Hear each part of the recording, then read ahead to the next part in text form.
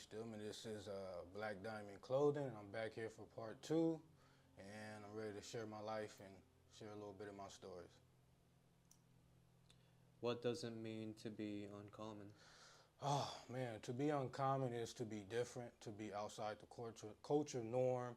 Um, to be uncommon is to be like a rebel, to go against the grain, to uncommon, man, is very disruptive. It's disruptive to systems and it's disruptive to establishments that don't like change.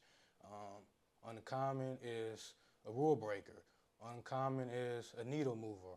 Uncommon is disruptive to things that really, at the end of the day, are not ready for change. And uncommon is who I am. Uncommon is where I always will be. And uncommon is a tone setter. It sets the tone. It's outside the box.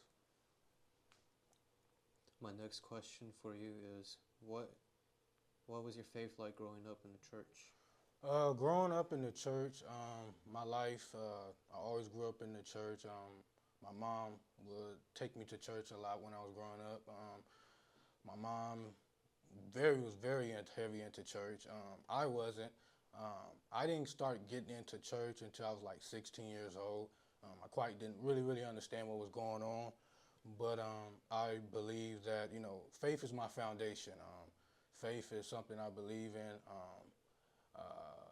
I've always carried that with me wherever I go because I know I'm not here just to be here. I know I'm here for a purpose. I'm here for a reason.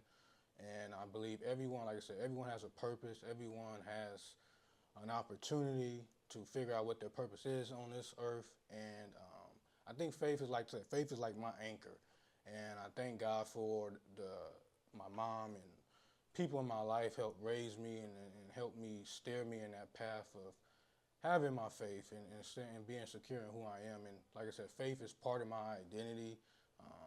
Faith is and believing in God. That's something that's always carried me through life and through life challenges and through the dark times of my life. So, yeah, man, faith is like a foundation for me. I have my struggles. I have my doubts. But I believe where doubt is, that's where you find faith, and that's where faith answers the door, you know. Let's talk about keeping DIY spots alive and the importance of them. Man, the importance of DIY spots is so important, man. DIY is so important because number one, it's important because other generations need to have a place to go. DIY spots is for people that can afford these things. It's also DIY is important because we need to understand that a lot of bands need a place to play. If there's not enough DIY spots, local bands won't have opportunity to play. People won't be able to enjoy the things that we enjoy because DIY spots are important to the punk scene for a lot of reasons. It's helped local bands play, it's affordable, and it's something that people can come and enjoy. If DIY spots are not around, the next generation won't have nothing to carry on that. DIY spots is so important, and I believe that if we keep DIY spots alive, we keep the punk generation going on and on. If we do not keep the DIY spots going, eventually the punk scene dies out. And like I said, it's important because a lot of bands won't get the opportunity to play at a CY Fest. They won't get an opportunity to play on the bigger platforms. They won't get a chance to play at LA Punk Invasion, some of these big places, big stages, big platforms. A lot of them won't get a chance to play in stadiums, but it's the DIY is where it's at. And I believe that as time is going on, as we enter into a new year in 2025, I believe there's a shift that's getting ready to take place. I believe that punk is going to go back to being underground. I believe punk is going to go back to being DIY.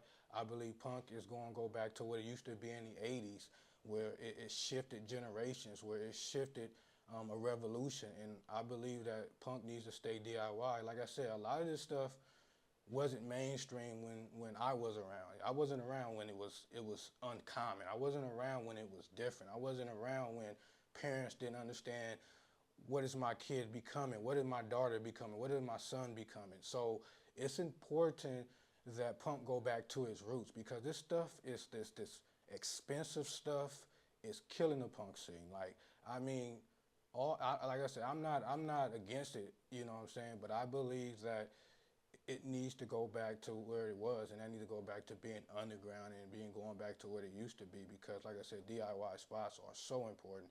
It's so important to keep them around because DIY not only allows bands to play, it doesn't only allow people to be themselves, but it's an opportunity to go somewhere where they can't afford to go to those other places. You know what I'm saying? So it's important. Let's talk about the black community struggles to embrace black punks and or alternative people. Oh, this is a good one. Man. You know, the black community is very judgmental. And I'm going to start off with that. The black community is not used to black punks. And I think it's a culture thing, but it's also, it's a struggle because we as black people, all we know is gang banging. All we know is what we know. And a lot of us as black people, we judge the surface of things instead of getting to know the person.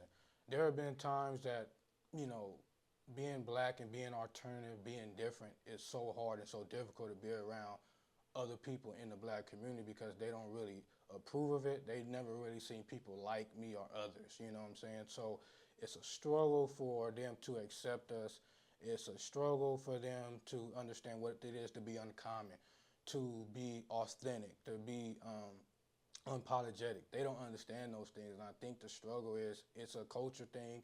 It's also what we've been conditioned to think, oh, well, it's only this group of black people. No, there's other groups of black people if you're willing to like really look into it. And I think the struggle is that we haven't really fully embraced them. And I think it's like it's this barrier. And I believe as black people, we stop being judgmental.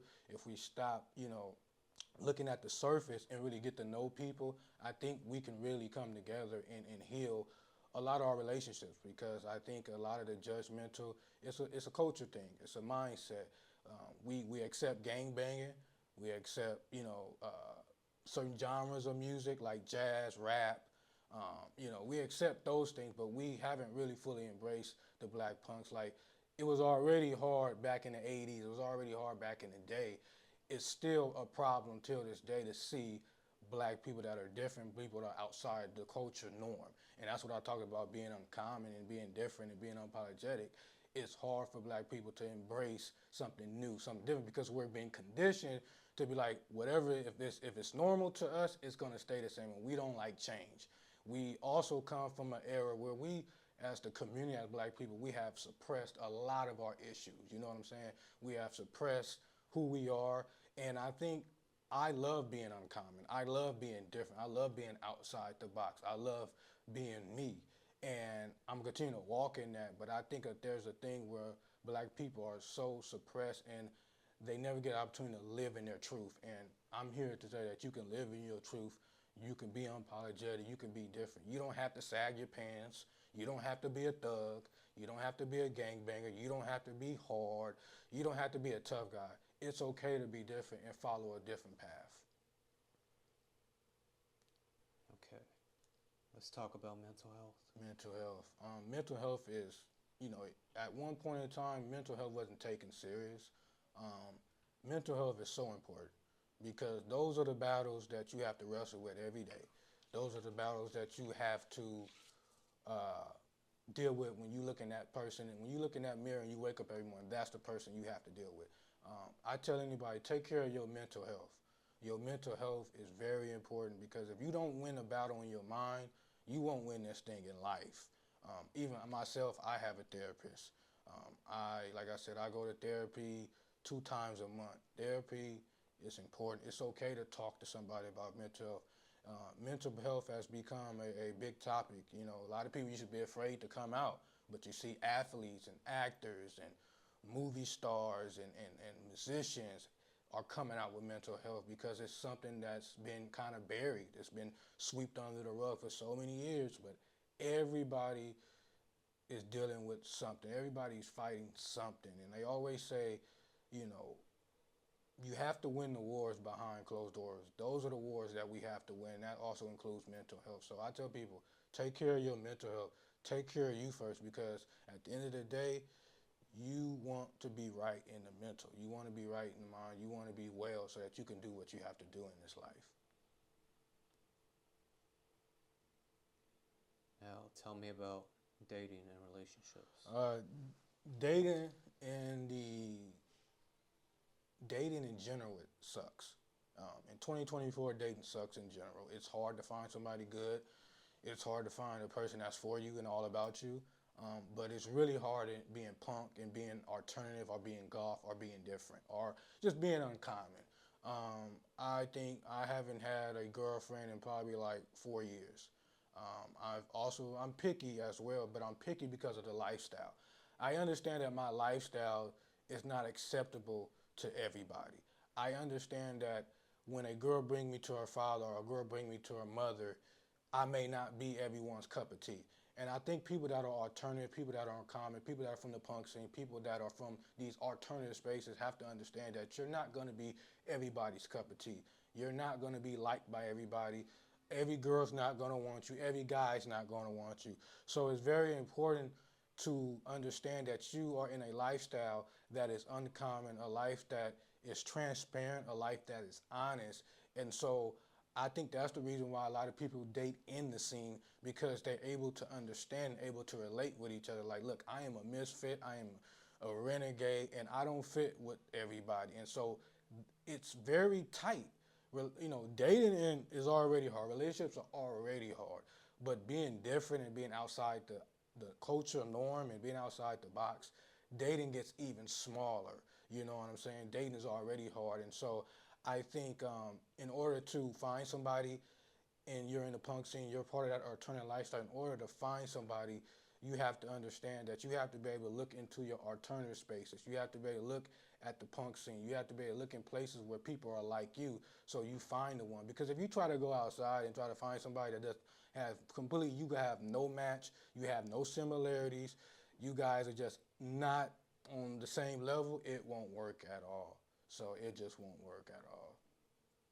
You know, I like I said, I encourage people all the time, man. If you're gonna date in the scene, and make sure that it's the person. Make sure they are on the same page, because you don't want to date somebody that don't understand you. Like wrestlers date wrestlers. Basketball players date athletes. It's an athlete thing. So athletes date athletes. Wrestlers date wrestlers. It's for a reason, because they understand the life. It's hard to bring in somebody that's normal and bring into a punk scene that don't really understand anything. So I think it's important as a person that's in those places to find somebody. But also you have to be careful, because she's been with somebody, he's been with somebody. Sometimes everybody's dating everybody in the scene. So she's been with a guy before she got with you, you know what I'm saying? You've been with that girl. It's like everybody's been with everybody. So you have to be careful and understand that this scene, everybody knows everybody in the LA punk scene. Everybody knows everybody in these alternative spaces. So you ain't the only one that been with her. You're not the only guy. She's not the only girl. So it's also understanding that there's also a lot of big connection in this big, it's like a big connection, big connection. Who is your greatest influence outside of punk or I music? think my greatest influence outside of punk, man, that's a tough one. I think it would have to be my mom. I think my greatest, she's a pillar. I think she's strong. She's a strong black woman. I think my mom has really helped me and showed me how to be. She's been my biggest influence. You know what I'm saying? Like, my mom raised me. I was really like the only one that grew up with her, because my two other brothers wasn't. They was with their father, my dad.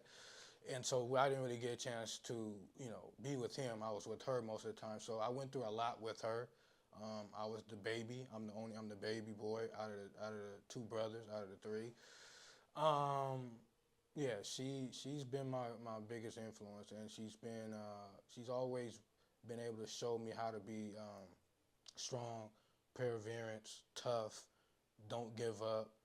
She's been a rock in my life, and she's been she's been a solid woman in my life. She's been really a foundation for me. You know, she's been a cornerstone for me in my life. So my mom is like my that's like my hero. You know, my mom is like my hero, and she's like I said, I'm the baby of the boys.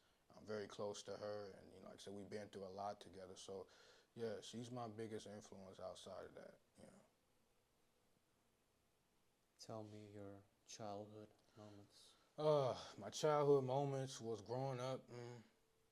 Oh, enjoying wrestling. Like I said, you know, previously I've always enjoyed wrestling. I grew up in the Attitude Era. Wrestling was a big part of my childhood, man.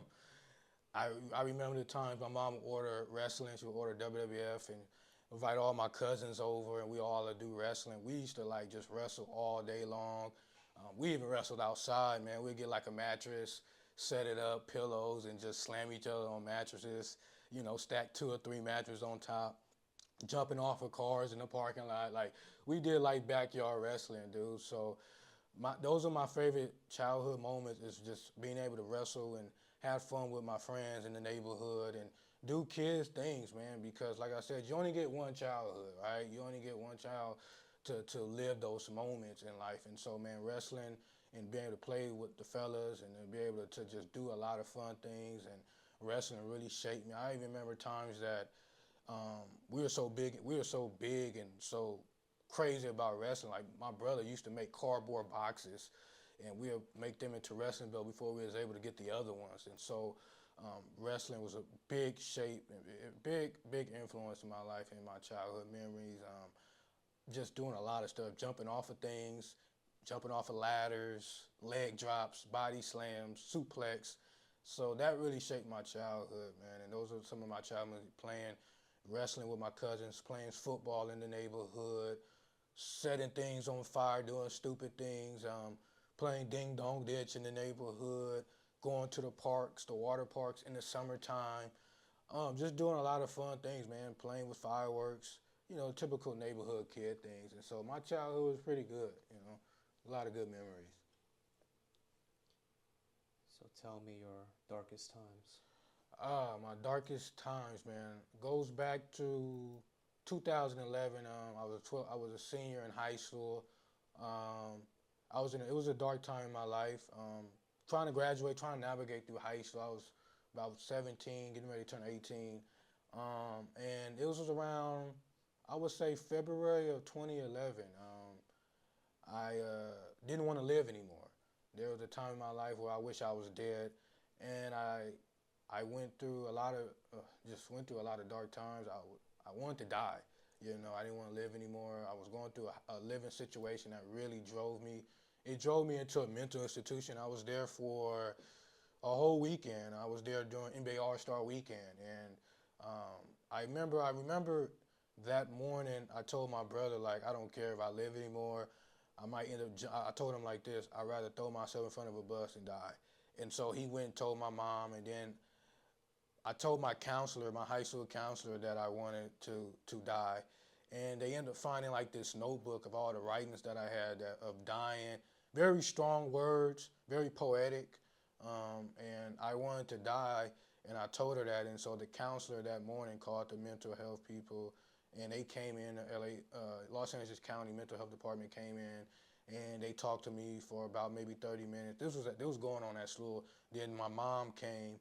She also brung somebody else. I think she brung a family friend. He came, and they was just talking to me. I didn't know what was going on. I was wearing all black. I was really in a dark place because of my life. And I wore my black that I wore it as that was a sign of, it was like expressing what I was going through. And so when I told them that I wanted to die, I wanted to jump in front of a bus, they asked me, did you really mean that? I said, yes. So they took me in there for 72 hours, 3 days and 72-hour hold. I just didn't want to live anymore. Life didn't really have a purpose. I was verbally abused by, you know, these ladies that would just talk down to me. And like I said, words have power, words have meaning.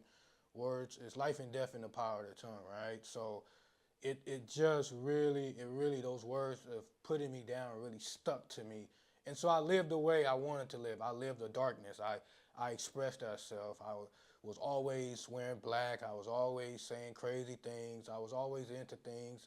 I just didn't care anymore. And this is like my 12th grade of high school. So I just didn't care anymore. I just wanted to get out of high school. I wanted to get out of that house. I wanted to get out of this situation I was in. And so thankfully, I was able to have people around me that helped navigate me through that dark time. And that was a time in my life where I just didn't care about living. I just wanted to get out. And so thankfully, through some help and through that situation, I was able to see some clarity. I was able to see the light. And like I said, I was able to get through that darkness. And I'm thankful for that and grateful for that. What do you want to be remembered for? I think when it's all said and done, when I leave this earth one day, I want to be remembered for being unapologetic. I want to be remembered for being uncommon. I want to be remembered for being authentic. I want to be remembered as a guy that was nice to people, respectful to people. I want to be a guy that's known as to be like a rebel. I want to be a rebel. I want to be a guy that makes a change. I want to be able to be inspiration to other people and the generation that's coming behind me. I want to be able to be like, yeah, you know what? You can be different. You know what I'm saying? You can embrace your life. You know what I'm saying? You can embrace who you are. I think when it's all said and done, man, I just want to be remembered as a guy that lived the truth, embraced who he is, walked unapologetic, lived a life of being different, being outside the box. Because I understand that this life that I'm living is living a life on purpose. I'm living a life that is purpose driven. I'm living a life that other people can be inspired. Because I want the next generation to be like, you know what, that guy did it. I know I can do it. And so, like I said, I live by that. Like I said, I live by being uncommon. I live by being a rebel. I live by being different. I live by being authentic in who I am and standing on that. And I want to be able to inspire thousands of other kids and other teenagers that it's okay to be different. It's okay to be uncommon. It's okay to be outside the box. Final thoughts? Uh, Not really no final thoughts. I think like I said before, man, life is about living a life for purpose and finding that purpose. And when you find your purpose, you find your gifts, you find your talents. And when you find your gift and talent, you find a reason to live life and live life abundantly. Like I said, I live by this motto every day. Build a legacy that outlives you. Legacies don't die, they continue. Thank you for your time. Thank you so much.